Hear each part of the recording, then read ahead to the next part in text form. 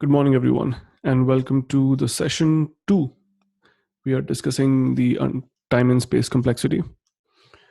So what we're going to do is I'm going to quickly revise what we did in the last session and then carry forward from there.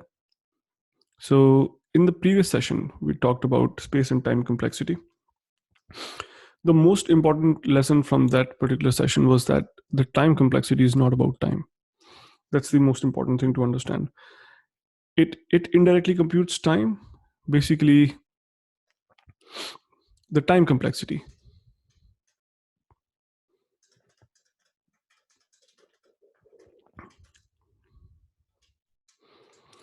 Time complexity basically is a platform independent analysis of algorithms.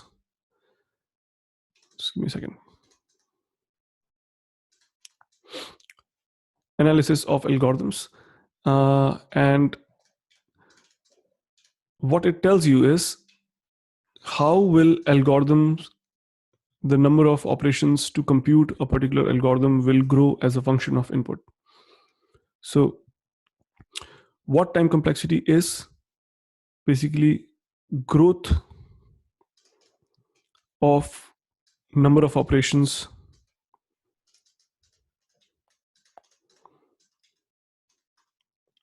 as function of input.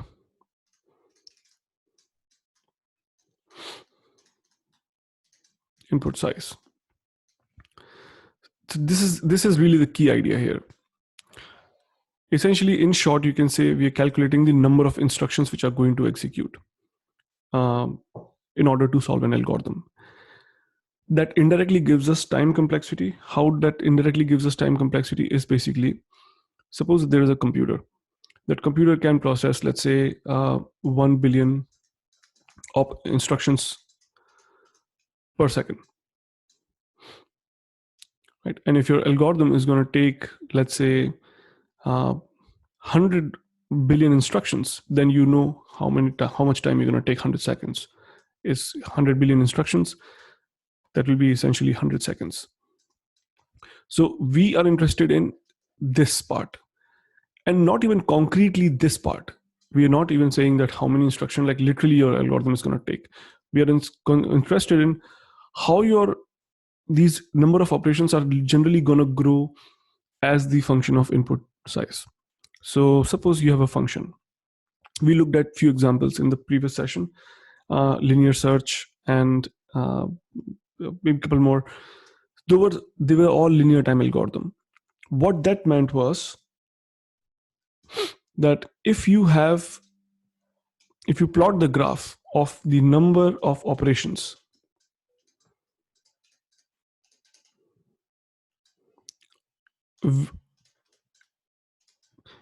along the input size.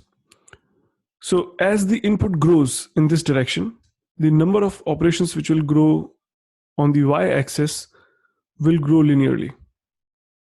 That type of graph is represented, this basically is a linear graph. So all that we are interested in is representing this function as an input size. So here we are able to say that the number of operations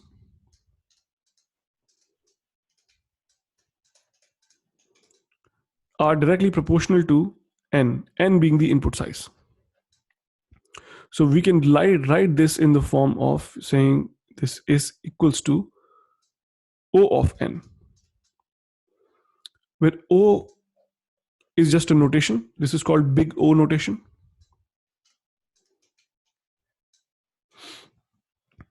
So you're saying big O notation.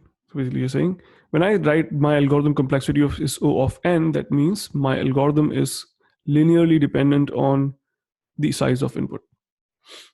There are other type of algorithms. We're going to practice some algorithms today. So one of the challenges that we discussed in the previous session was that if we have two pieces of code, how do we compare those two pieces of code?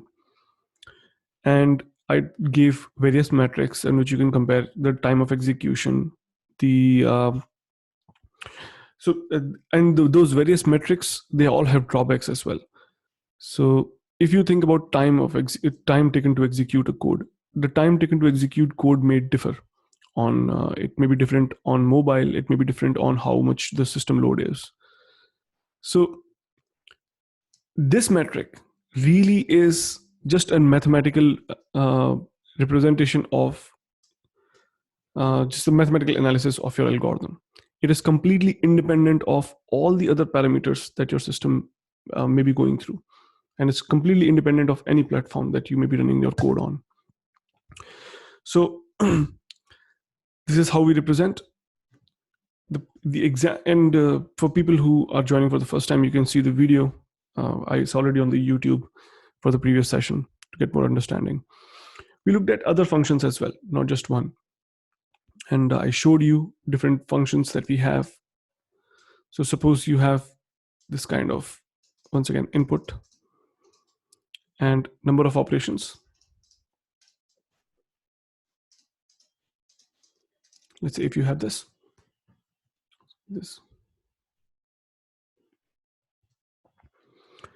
then linear algorithm grows something like this, right? So the log goes something like this, as we saw.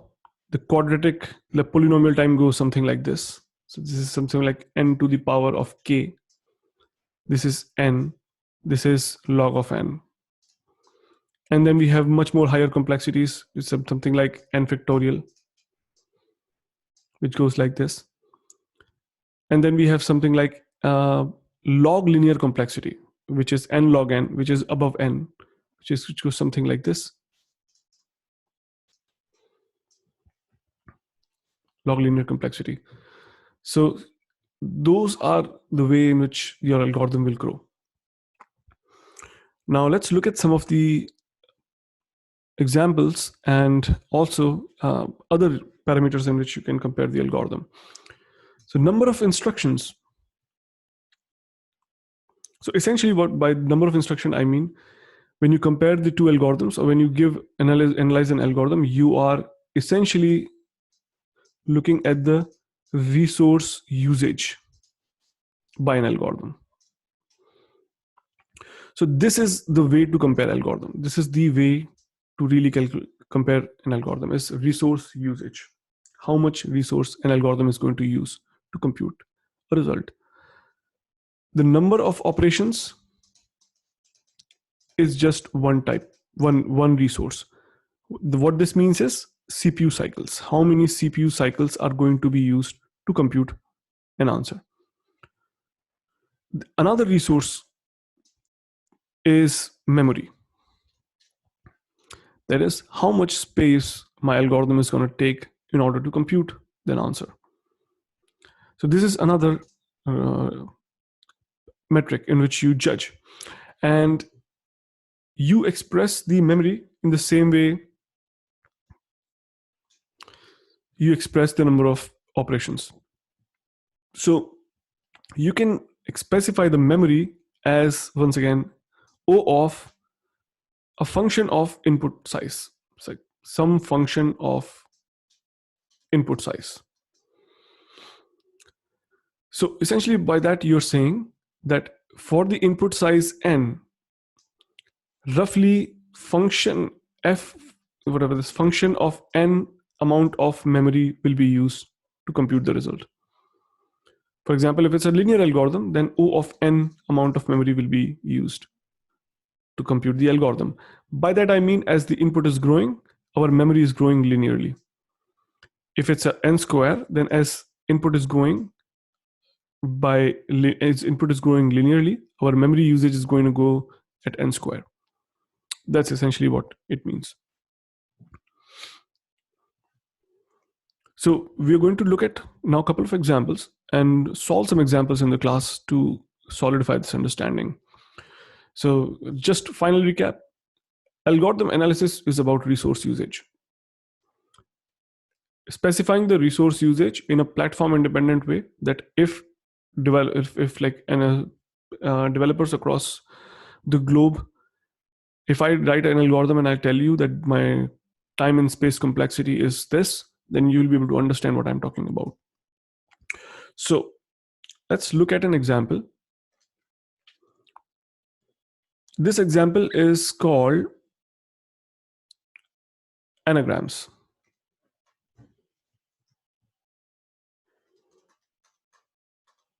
To really understand this, what I'm talking about, I'm going to look into an example called Anagrams. There's a problem to identify whether two strings, S1 and S2, are anagrams of each other. So what is an anagram first? Let's talk about that. Anagrams is like two strings composed of same characters in different permutation. So there are many other anagrams. So let's say this one, let's say you have listen and you have silent. These two strings are anagrams of each other. Why are they anagrams of each other? Because if you notice, the characters are same. If you have more than one character of a type, then basically that also mimics. So if you have, let's say, for ATT and then whatever TAT, that is an anagram as well. So basically a permutation which is which contains the similar count of characters is basically an anagram.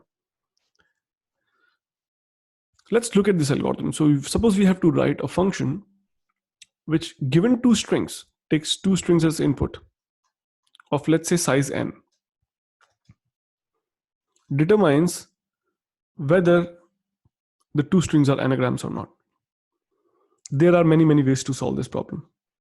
Let's look at some of those ways to solve the problem and understand the time and space complexity of each of those and the trade-off that we are going to make.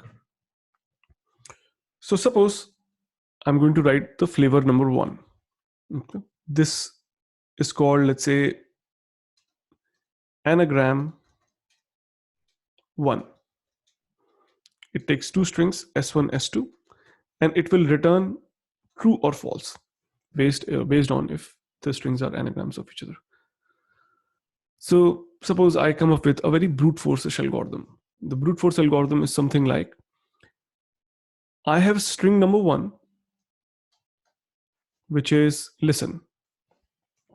Don't worry about the case sensitivity or anything at the moment, and consider that for enough right now, just that all the characters are unique, that there's no repetition. It's very easy even with the repetition, but I'm just concentrating on the algorithm analysis. Suppose the other string is silent. Suppose I want to compare these two strings and find out if they are anagrams or not. What I can do is, first I can check if the sizes are same, of the length of the two strings is same. If the length is different, then clearly they can't be anagram. So that's a simple check. But then I write my real algorithm to do this. So in order for this to be an anagram, if the character count is same, all my characters found in this string will be present in this string as well. I'm writing a very brute force-ish way. Okay, and also the count will be similar as well. Right, so what I can do is, so suppose this is my string number 1.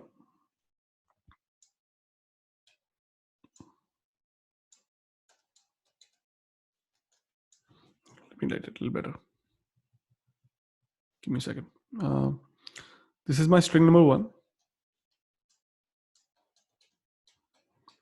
It's suppose stored in an array, and this is the string number 2. I'm having some difficulty with my, okay. Suppose this is the string number 2. Okay, suppose this is stored in an array right now.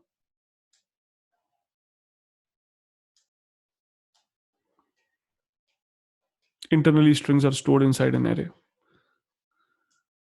So what I'm going to do is, and suppose these are the indexes 0, 1, 2, 3, 4, and 5, and then 0, 1, 2, 3, 4, and 5.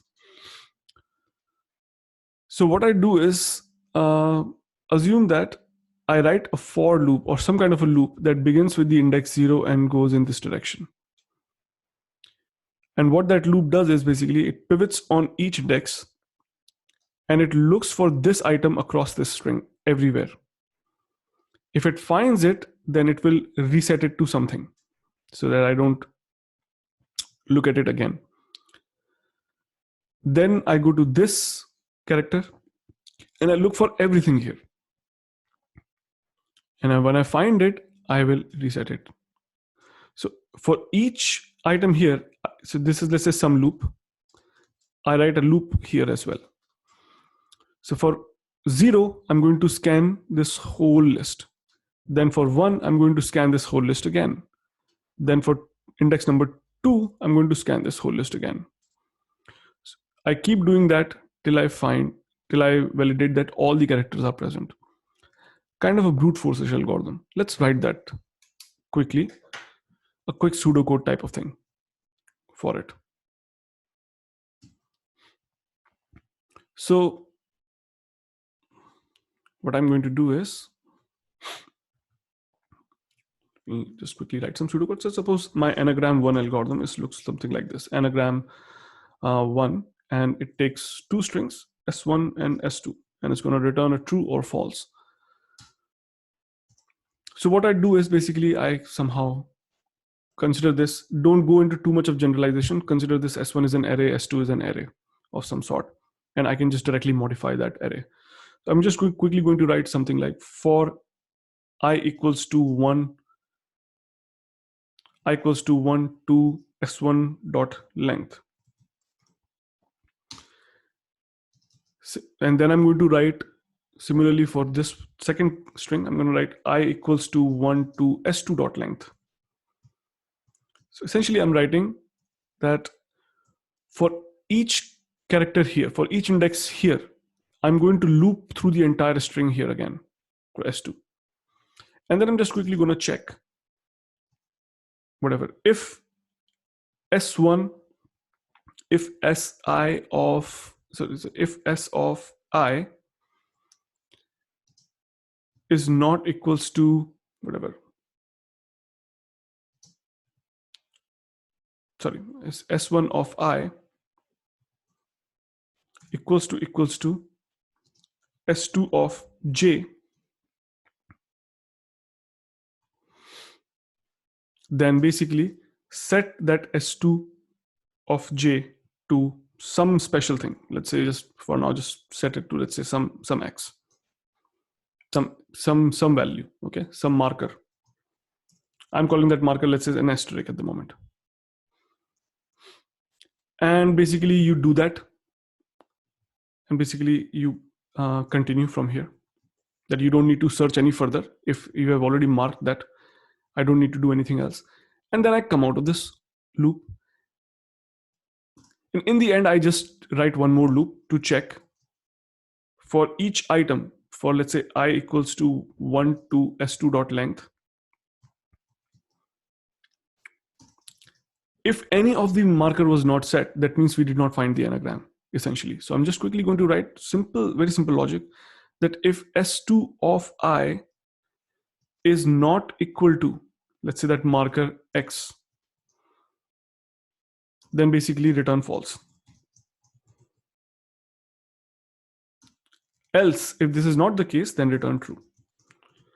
So you would notice how my algorithm, the brute force algorithm is working here is basically, first I'm marking every single character in 2 which is found in 1 with asterisk, and then I navigate. So let's just quickly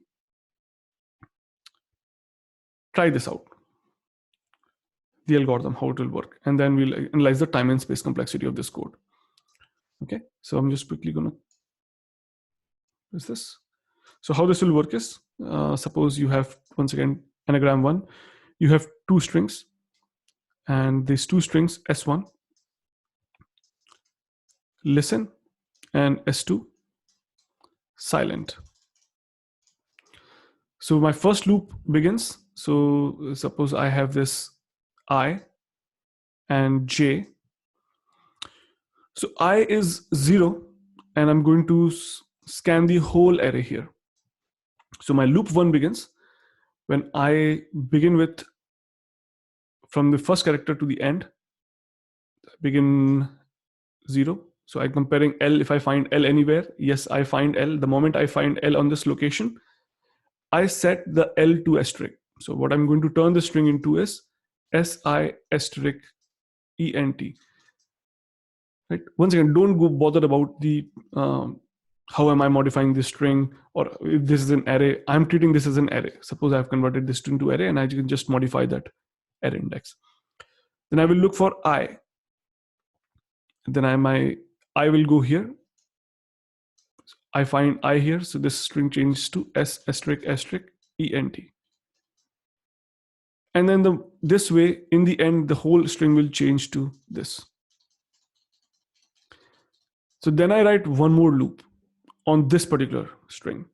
And that loop is that if any of this character is not asterisk, then it's immediately return false.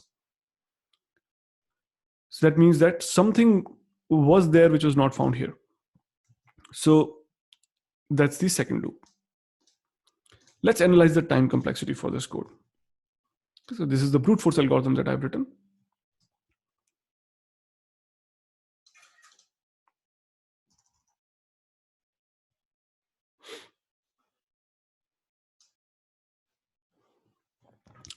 So I'm going to analyze the time and complexity for this particular piece of code. How many? So once again, we do the similar way. There is cost, and then there is number of times something is going to repeat. Now we have, as we have seen in the previous class, I'm going to keep the cost as just constant, consider it as some constant, and I call it 1 for now. Let's just see how many number of times these operations are repeating. Okay, how many times will this operation repeat here? Is n times, right? The length of the string. If the string is n length and n length, generally speaking, then how many times this operation will repeat here? Anybody? One time. The length of S2. This will repeat n multiplied by n times, right? So essentially you can write this as, let me write it. This is going to repeat n times for each I when I goes from 1 to n. Right? So essentially this is n plus n plus n plus n times, which is equals to n square. So this will repeat n square number of times. Let's grab this and just simply write this n square number of times. So this is n square times. This will be checked n square number of times, and this may be some k times, which is less than n. And then continue some k times. Don't worry about it. Once again, this loop will once again run for n time. This is n time. This will be maybe one time. As soon as this will be one time, actually, not maybe. The moment we find that this is something false, we'll just return false. And this will also run one time. So if we plus all of this, once again, I've gotten rid of the cost here because I'm assuming cost is going to be 1 for every single operation. So this will be n plus n square plus n square plus k, which is k is less than n, and some n plus whatever plus 1. Essentially, we can write this code as a of n square plus bn plus c. That's what this boils down to. And in the asymptotic analysis world, this would mean that the highest order term is n square, and we drop all the constants. So when the n is very large, n is when very big than compared to 1, this will lose effect. This will lose effect. B will lose, all the constants will lose effect. So essentially, this will not be considered. Only the highest order term will be considered, and the time complexity will be O of n square for this piece of code.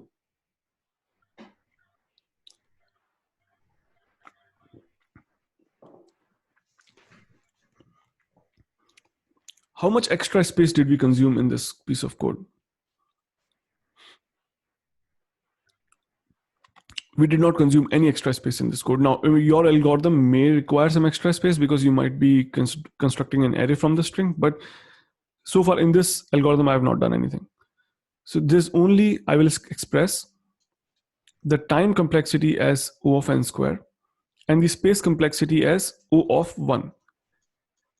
That is, I have not consumed any extra space yet in this code.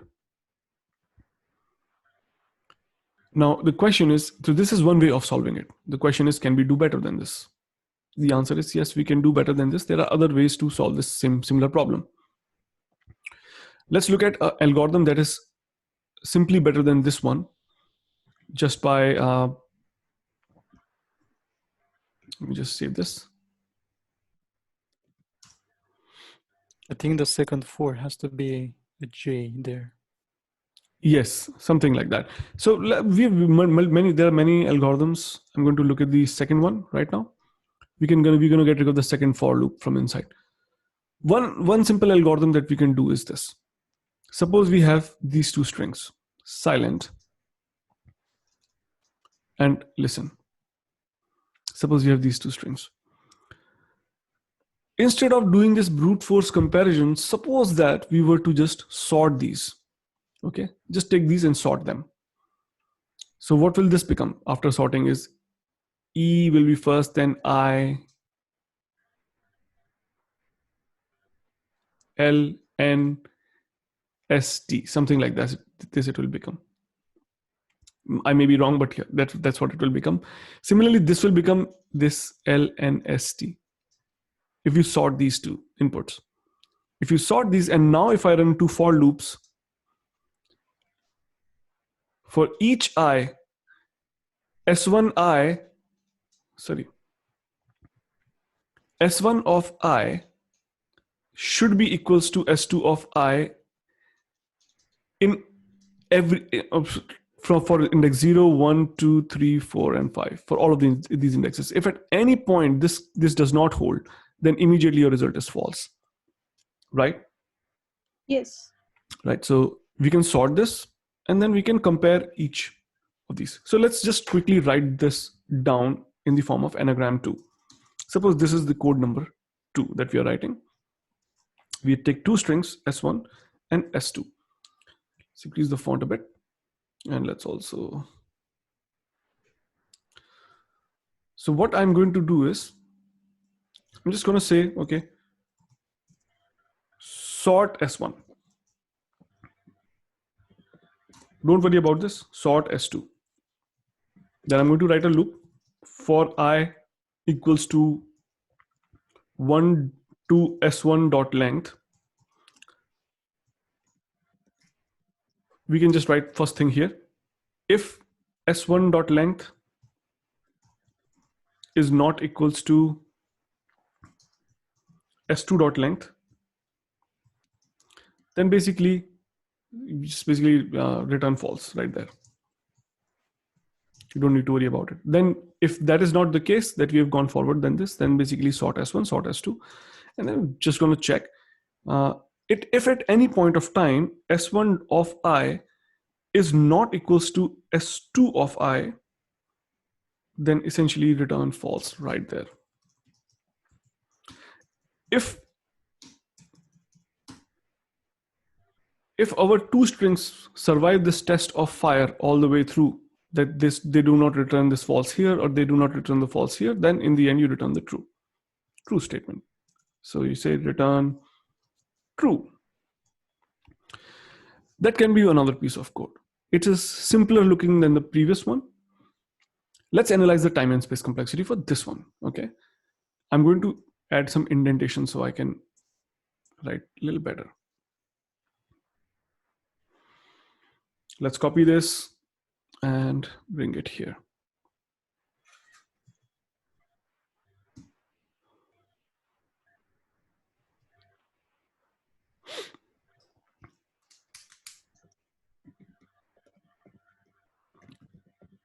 Let's analyze this piece of code now.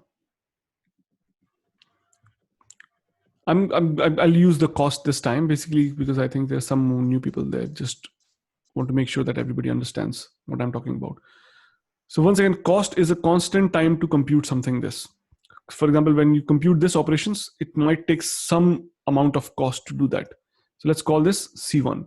Let's say this is C2. When you do this instruction, there's a C2 cost on system.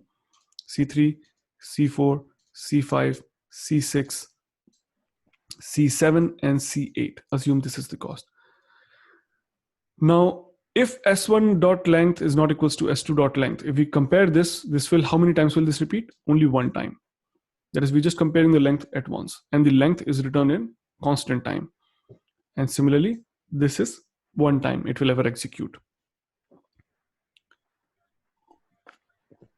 Now we're going to sort these strings. So sorting these strings, just by just letting you know that we will talk about sorting in detail later on when we discuss when we go further in the sessions. But at this point of time, the sorting cost, I'll just tell you, is n log n. That is the sorting cost, n log n. In order to sort a collection in any language, it will generally take n log n. It will use merge sort or something like tim sort or something like that. And when we talk about sorting, I'll talk in detail about the different sorting mechanisms and how the computing cost is. So anyway, whenever you're giving an interview, in such a problem, you will never need to write code for sorting. You can just say, I'm going to sort the input. And you will specify to your interviewer that the sorting cost is n log n. Simple. And it ends there. You don't need to worry about anything. So if the string length is n, then this sorting will be n log n time. All right. Now, once again, this loop is a constant operation, but it will execute n times. This will compute n times, and this will compute one time, because once this fails, it will never evaluate again. This is one time. So if you take all of these operations, then you sum them, then you go to C1 of multiplied by 1 plus C2 multiplied by 1 plus C3 multiplied by n log n. Similarly, plus C4 multiplied by n log n plus whatever C5n plus C6n plus C7 plus C8. If you sum all of these, okay, I'm just gonna rub this here. Send the notes. I'll just add as 2. And then I'm gonna rub this.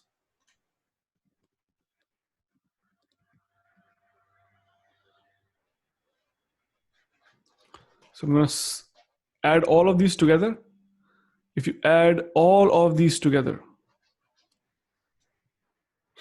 then you will go to, this will look something like C3 plus C4 n log n plus C5 plus C6 of n plus C1 plus C2 plus C7 plus C8. Something like this. And then when you go here, these are all constants here essentially. This looks like something like A of n log n plus Bn plus C. Right. Let's look at this term now. This term. So you have, what you have here is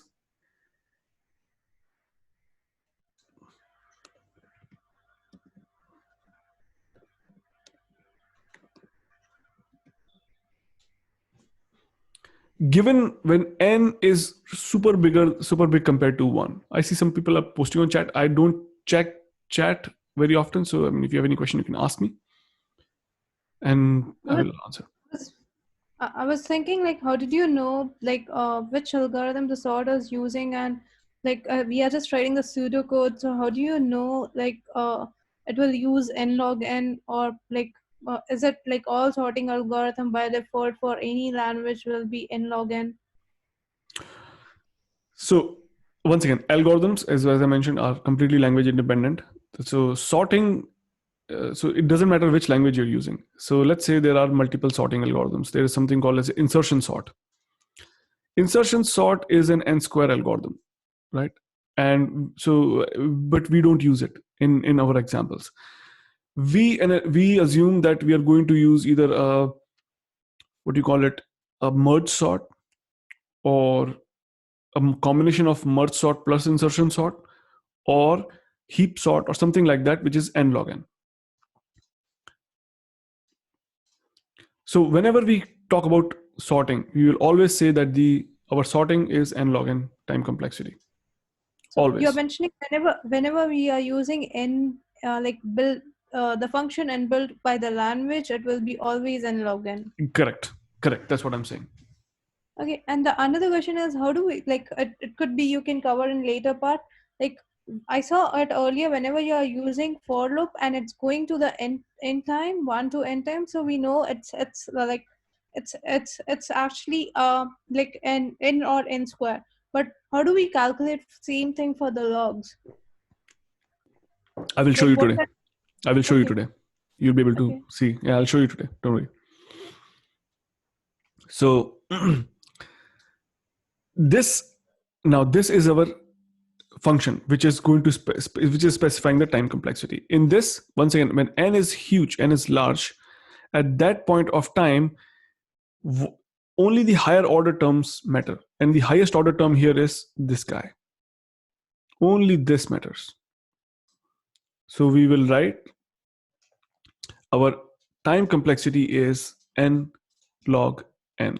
O of, sorry, my mistake. What did I write? Our time complexity is O of n log n.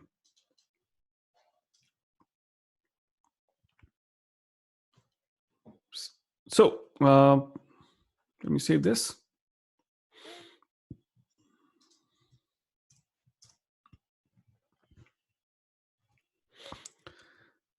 From the previous class, what do we know? That n log n is better than n square. So our sorting algorithm is better than the brute force approach that we use. Essentially, that's what we are saying. The brute force, which was n square, sorting, which is n log n. So this is a better algorithm. It takes lesser number of steps, and hence this is the better algorithm at this point of time. So, and once again, the space complexity for both the algorithms is O of 1. If you talk about space complexity, I have not used extra space so far in any of these algorithms. Yes. So just by looking at the two approach, if I was given, I was just go with the sorting approach so far. Okay. Let's talk about a third algorithm here in place. And let's talk about that algorithm, and we'll talk about how it will affect this picture. The third algorithm goes something like this. Suppose once again I have two strings, silent and listen. Suppose what I do is I write a for loop or some loop which goes from left to right here. I goes from left to right here. And then I construct a dictionary, a hash map. Let's call it as a hash map. Assume this, I construct a hash map for each character and its count found in this string. Okay. Suppose I do that. So as I go, I find S first. So I store S and its count as 1. Then I store I and its count as 1. Then I do L and its count as 1. Similarly E, similarly N, and similarly T. So this is how my hash map will look like. So I write a for loop which goes from left to right and constructs this hash map. Now, what I do in this second operation, for the second string, I write another for loop, which is separate from this first for loop. Once again, I goes from left to right. I look for this item, let's say L, and I look it in the hash map if it's present in the hash map. If it's not present in the hash map, then immediately we return a false. So if, let's say, whatever the S2 of I is not in hash map, then false immediately. We don't need to go any further. But if it's found, then what we do is we can just remove this key from the hash map. Or if, let's say, it's more than 1, then we can reduce it to 1. If it's 1, then we can just remove this key. Then we go to I, and then we get rid of this key. We go here till the N, and we get rid of all the keys. At the end, if the size of hash map is 0, then we know that we have found the two strings to be anagrams of each other. Right? One thing that I have not talked about yet, but I will be talking in future, is the time and space complexity for the hash map operations or list operations. In a hash map, okay, in a hash map,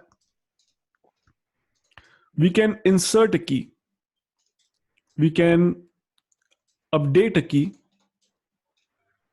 we can search a key, and we can delete a key.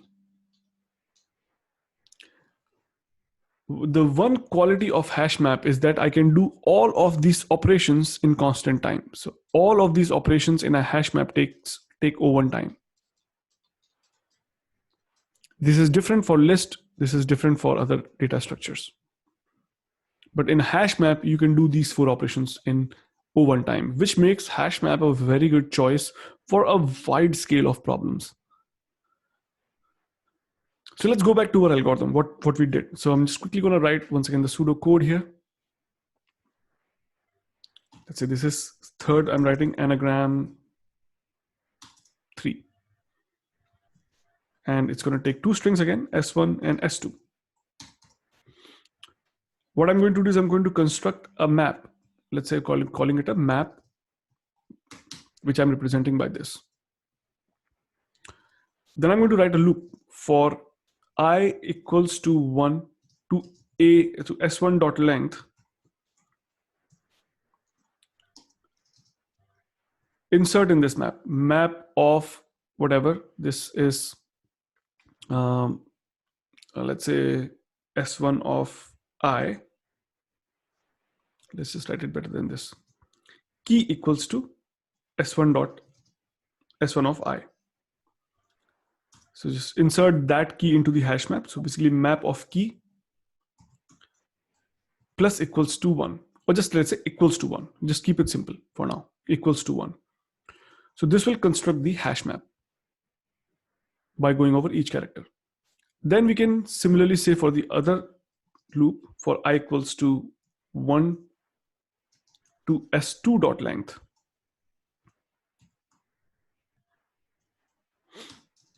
Let's say key equals to S2 of I. Then we can check if at any point of time key not in hash map, then essentially return false right there. Else continue. Basically else you can write basically map dot pop that key. That means remove that key, or map dot whatever, delete. However, hypothetically you want to call it, you can use that term. I'm writing map dot delete that key. Once that this is done, all of this is done, in the end, all right, if we come to this point where if length equals 0, then basically return true.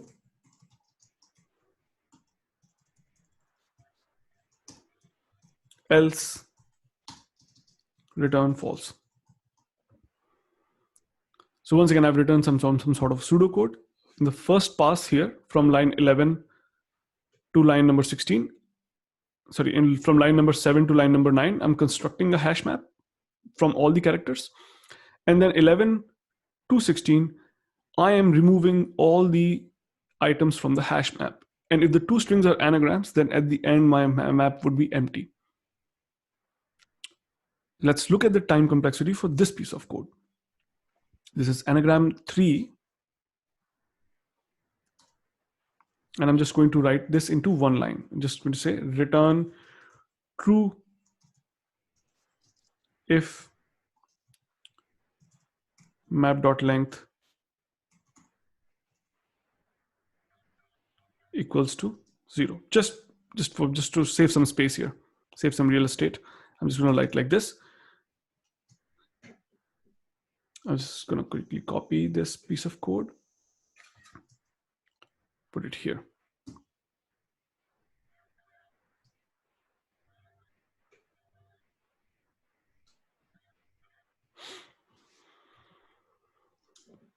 So let's compute the time complexity. Now, how many times this operation will repeat? The first one will repeat n times. Perfect. This will repeat n times. Then how many times will this operation repeat? N times. N times. Let's say the cost of these operations is also here. This is times. So the cost is this 1 for each operation. This is fixed cost. Then adding a key to a map will repeat n times, and the cost is also 1. This is the important part. This is the most important part here. That this is what saves time. Pretty much 100% of time in every single piece of code. If this was a list or this was something else, this would not be O1. But for a map, this operation is a constant time operation. Right? So keep that in mind. Now for I2, this will repeat n times. Cost is 1. This will, let's say, repeat n times. Cost is 1. If key not in map, this will repeat n times. So we are checking if the key is present in map or it's not present in map. Now searching inside a map is a constant operation. Once again, this is the key here, which is reducing the time. This for loop, if this was a list, will be another for loop inside that would cause n square operations. But here you are just doing this in O1 time. So once again, I'm marking this down. This is an important operation. So this is return false. Let's say this will only happen once, and let's say some fixed cost. Similarly, this will happen n times, mostly in the good case, and cost is 1. And this will n times, and once again, this is 1 cost. This is also important. So by basically deleting a key from a map in constant time, you get n operations, not n square operations. And finally, this is going to happen 1 time, and this is fixed cost. What map does really for us is these 3 operations are the key which are going to play a good major part in our algorithm analysis. And let's look into this. If we were to sum all of these here, then essentially everything is n multiplied by 1, n multiplied by 1, n times 1, n times 1, n times 1, n times 1, 1 time 1, 1 time 1. If you add all of this is essentially boils down to a of n plus b. That's what this is.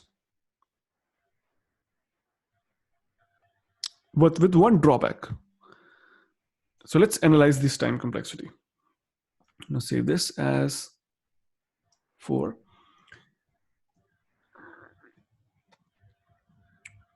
The time complexity in the previous code is of the form of an plus b,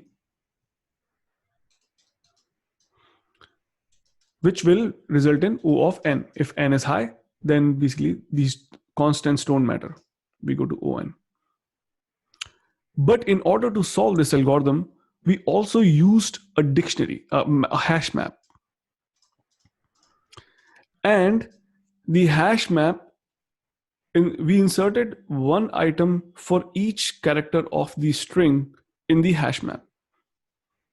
So if the input size was size n, then what would be the size of Hashmap? N as well, right? So this time for memory, okay, we are using O of n of space. That is, as the string size grows, suppose the string is 1000 entries, then there'll be 1000 keys in Hashmap. Whatever are the size of the string, there'll be that many keys present in the Hashmap. So our memory usage in this program is dependent on this O of n. It's linearly dependent. So let's look into this. We have covered anagrams. We looked at 3 algorithms: brute force, sorting, and hash maps.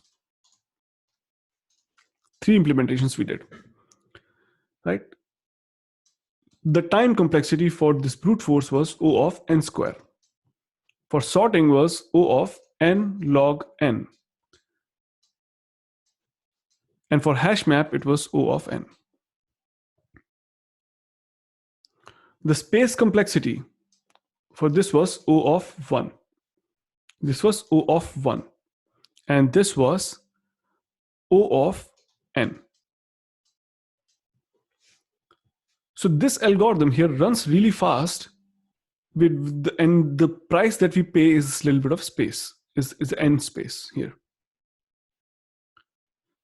Now, if you were to do this in, let's say, a programming contest kind of situation, or any kind of situation, this would mostly 99% be the algorithm that you will use. So if n is huge, okay, if n is greater than 1, this algorithm would be best. It will take n time and it will take n space. Space is never that big of an issue compared to the CPU cycles. And followed by, if these spaces, if the strings are short, then this would be the better algorithm. Basically, you can just quickly sort it, and log n is not a big deal, and then you can get your answer rather fast. So this is the type of way you will communicate your algorithms, and these are the kind of trade-offs that you need to understand when you construct your algorithms. Any questions?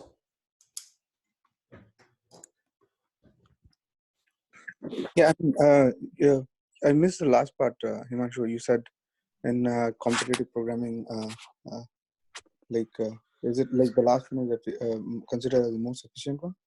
This, yeah. So see, I cannot say this so this is not a universal truth, but I'm saying that yes, 99% of time this is the solution that will work for you in any kind of programming competition or anything. If somebody says that the strings are the length of the string is less, then this will work too, no problem.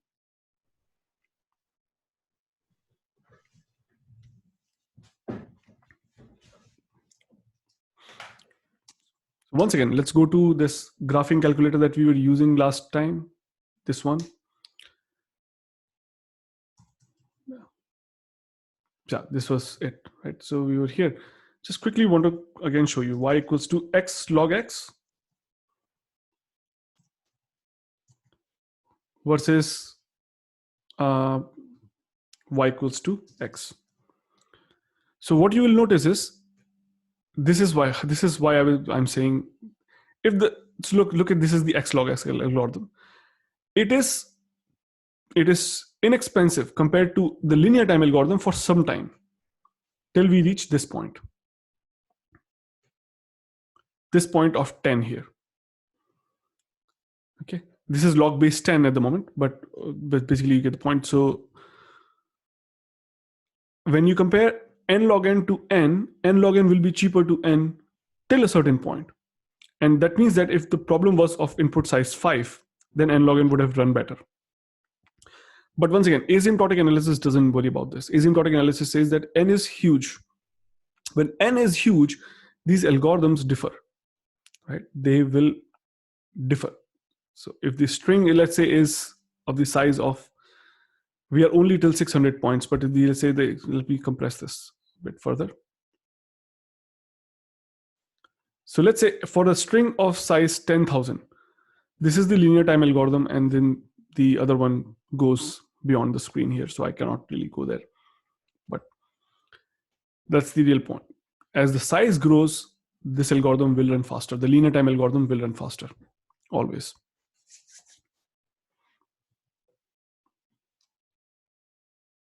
Any other question?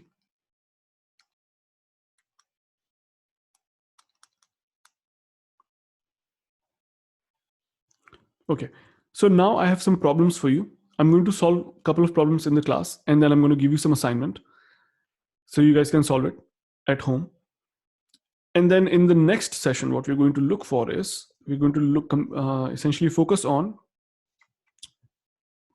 two things. First is the time complexity, the common operations.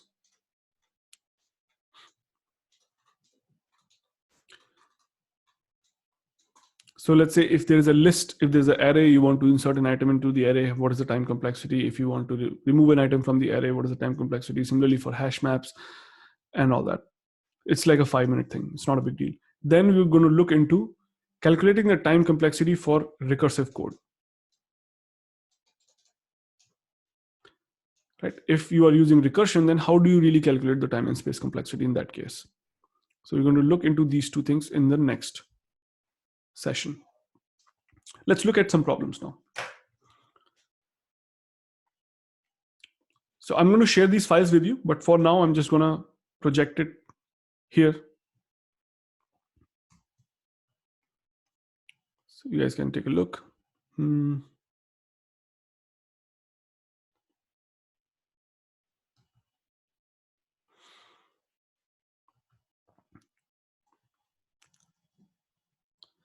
So suppose that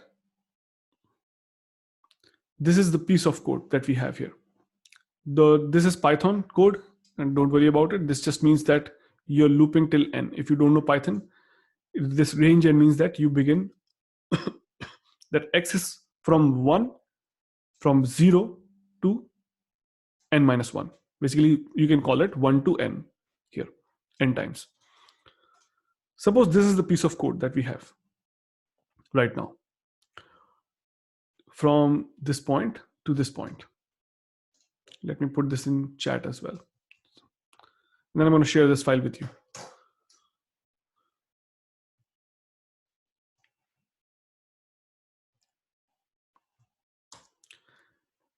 So I've shared this, and I'm also going to share another one in the chat.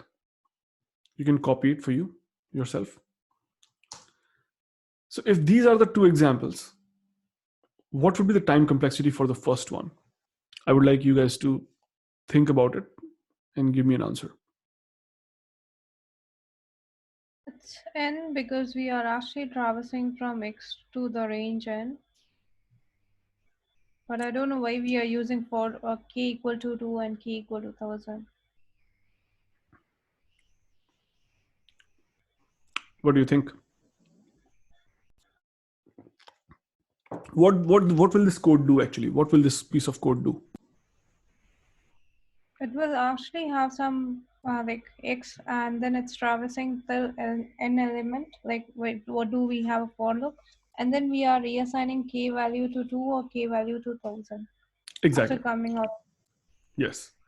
So it's a meaningless code. It's not doing anything, but it's just helpful for the understanding the basic time complexity. So if you have this piece of code in Python, for example, once again, cost and times. So the cost for this is, let's say, whatever, C1, C2, and C3. Now, from now on, what I'll do is I'll just keep the cost as constant. And if there are any specific operation, then I will add that particular operation, like for example, sorting as n log n. So how many times will this repeat? This will repeat n times. What this code is doing is, for looping x from 1 to n and then assigning 2 to k. In every single operation, it assigns 2 value to k, which is a constant time operation. It repeats n times. And then finally, after the loop is done, this operation is repeated. This operation is done just once here, k equals to 1000, which is a constant operation, and it will repeat only one time. So what is this? This is essentially some 2n plus 1 operations, which essentially means that this is a linear time complexity. That's what this means.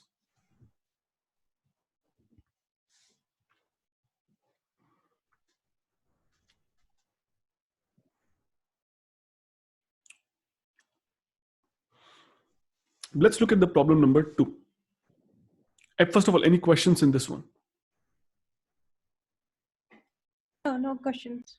Yeah, okay. Let's look at the problem number 2. I'll give you another, I'll give you 1 minute. Try it out.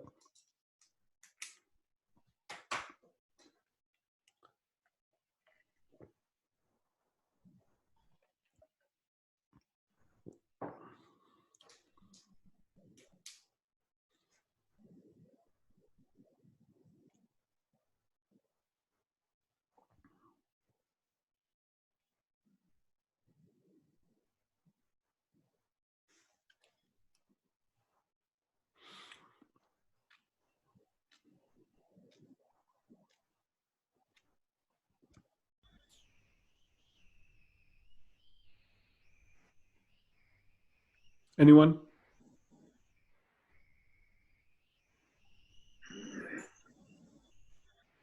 I think it should O be of n n square. O of n square. Yeah.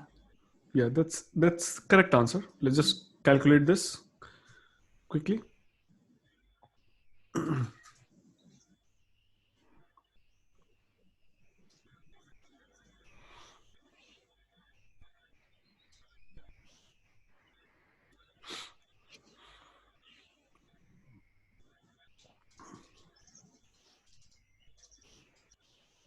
So this is the first for loop, and this will repeat n times, and the cost of each operation is 1.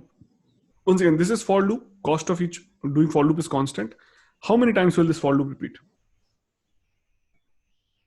N times. And N times.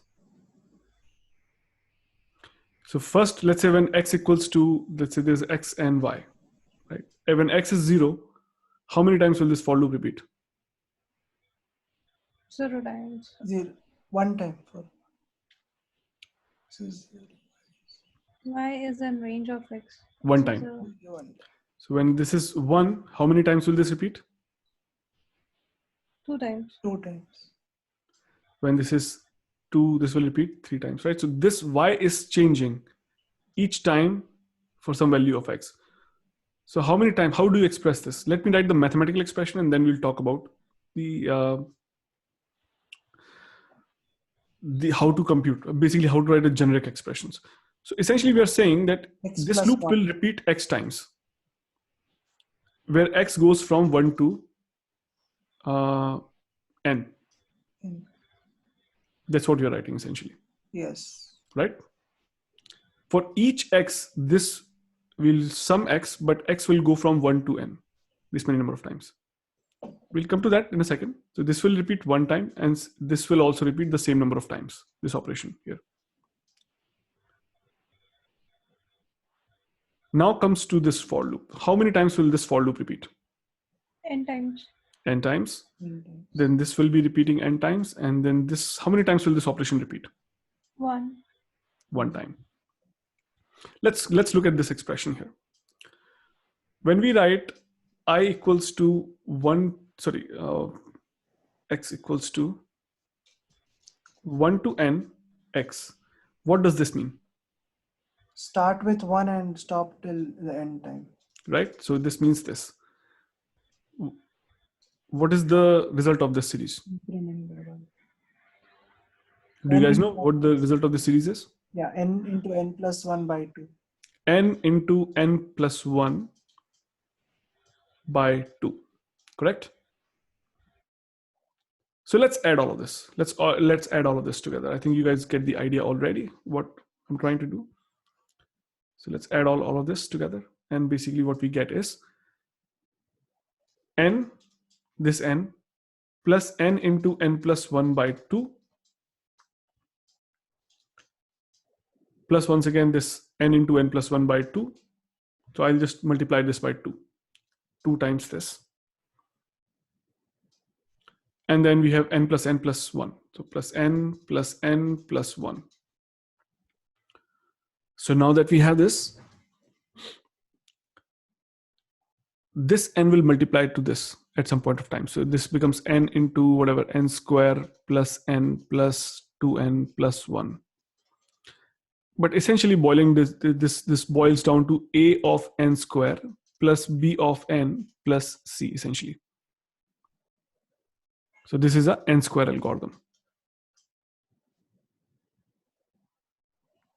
Another way to look into this. Let me copy this code. When you become like very proficient, when you like completely have gone through this kind of code several times, you understand the basic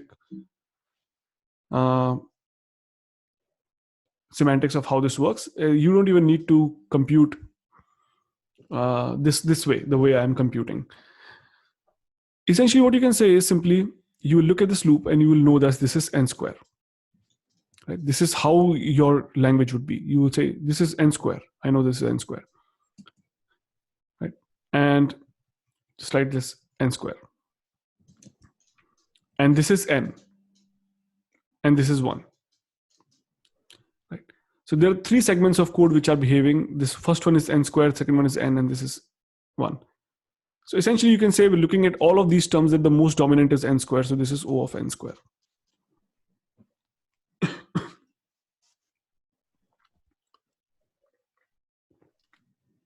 Any questions in this one? No. Let's look at one last example, okay, before we end this class today. And How about login? If you'll explain that, how to calculate logins.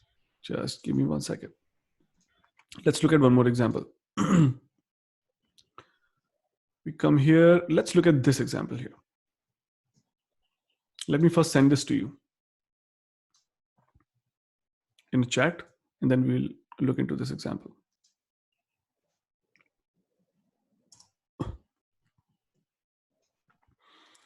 What do you guys the time complexity for this particular code would be? By the way, this for non-Python people, this means division. This is more like that bind. So log n by 2.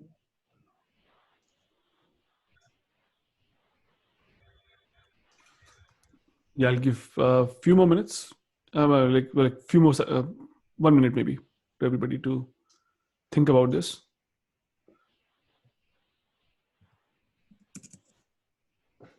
I think the while loop is acting as for loop because it's checking the condition till 0, if it is greater than 0 or not. Right. That's correct. But how many So times? But how many times will that while loop execute actually? Like n times, because I is equal to n is greater than 0 or not. It's checking that. But how frequent? How fast the n is getting reduced down? Getting divided by 2. So It's being divided by 2 every single time. So yeah, it's the log. It's a log component, I guess.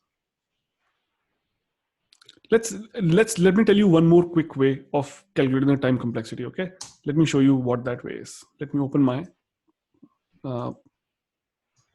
IDE and actually I had this open already. Okay, let me open my IDE.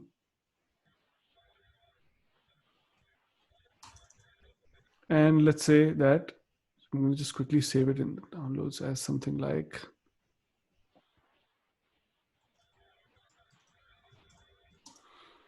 one of the way to actually calculate time complexity is what we are essentially trying to count is the number of operations, right? So how can we count the number of operations? Is we can put a counter variable. We can say count equals to this, and then we can, every time we do something, some operation, we can just also increment the count. plus equals to 1. And in the end, we can just print the count.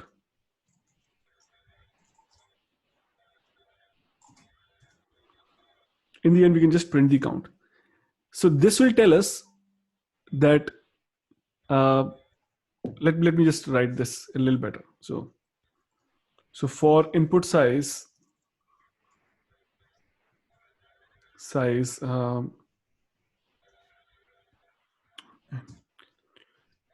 total operations were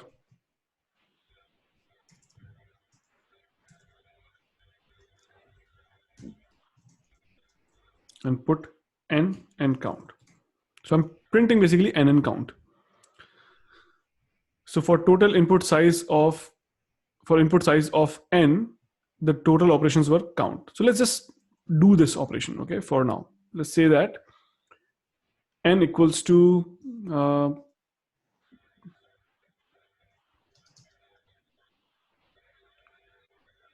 let's say 10. Okay, let's run this code. Let's see if this code runs. So for input size 10, the total operations were 4. Okay, suppose this was 100. So when we run this code again, so for input size 100, the total operations were 7. So you will notice that what is happening here. As the input size is growing, the operations are not growing linearly. Right? For 10, they were 4. For 100, they are 7. Let's do this 1000, for example. So I'm increasing the input by the order of 10. And you see the number of operations are not increasing by the order of 10. They're increasing in somewhat in a different function. Now, what is this function that they're increasing with? Let's calculate that function. Let's also, what we do is let's calculate I on each iteration, okay? We just write print I as well to understand what is happening to the I. So suppose for 1000, I'm going to print this. Look how I is reducing. First it was 1000, then it was 500, then 250, then 125, then 62, 31. So it's becoming half on every single level, right?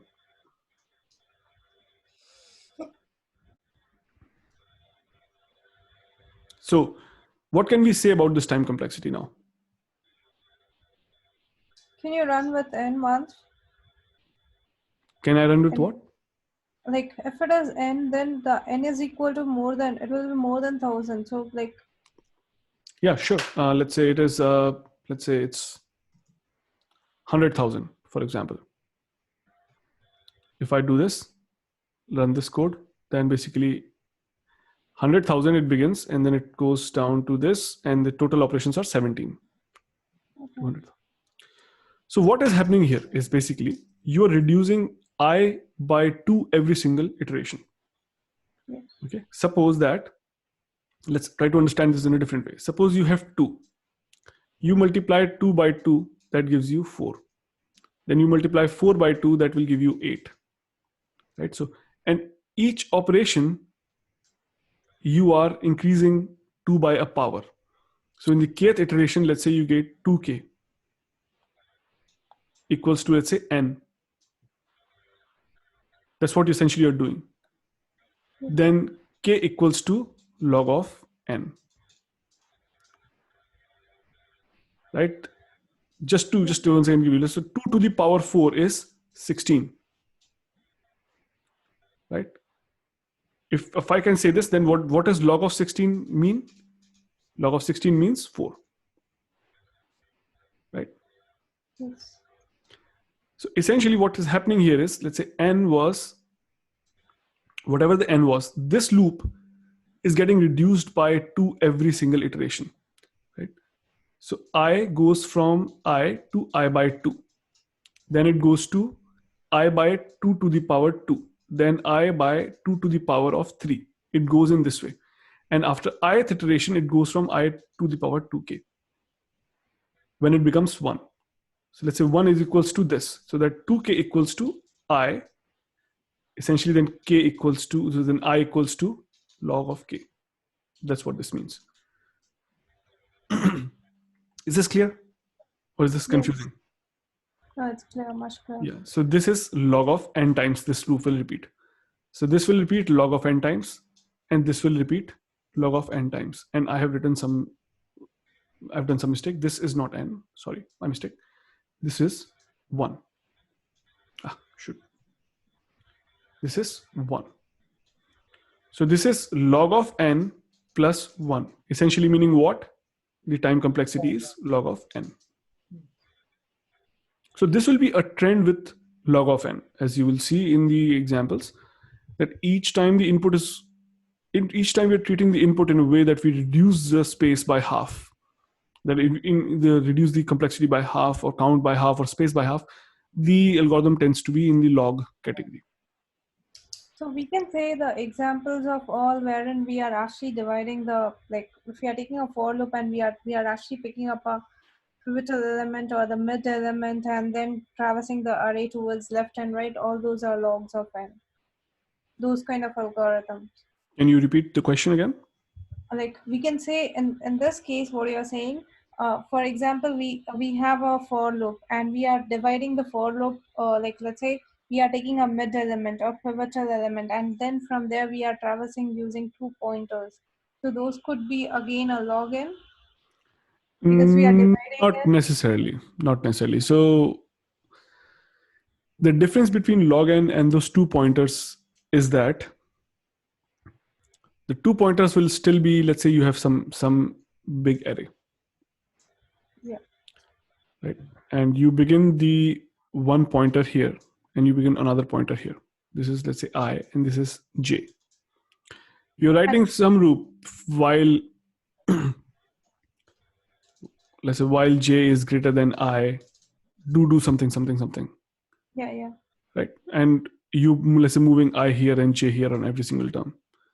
Yeah. Let's take the simple example of, let's say, palindrome. Okay. Let's just take a simple example. Suppose we want to find out whether a string is palindrome or not. Okay. Let's say the string is A, B, C, B, A. Suppose you want to find out whether the string is palindrome or not. What we can do is we can begin 1 pointer here and 1 pointer here, and then we can compare these 2 elements. If they are same, then I moves here, j moves here. So this is one for loop, which is basically so this is one while loop. We're just going to say while j is greater than I, whatever. If a of j is not equals to a of I, then basically return false. Yes. So all this is doing, how many times is this operation will execute in this case? In this case, it will like n by 2 divided by 2. N by 2 times, right? Yeah. So this loop will execute n by 2 times. All that means is that this loop is executing n by 2 times. The counters which are controlling this loop are just by incrementing by 1 in each direction. They are not getting half on each iteration. So that's a difference. In a log algorithm, these counters will go half. So if it is, let's say, 100, then it will be 50 in the next shot. Then it will be 25 in the next shot. In this example, if it was 100, then the next one would be 98, then 96, then 94. Yes. Right? So n by 2 is still O of n. Okay. So that example is a linear example. It's not a log example. Okay.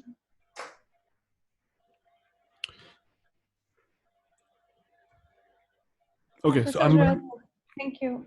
Yeah, I'm going to stop the recording now, and I'm here. If you have any questions, you can ask me. And also, let me stop the recording quickly.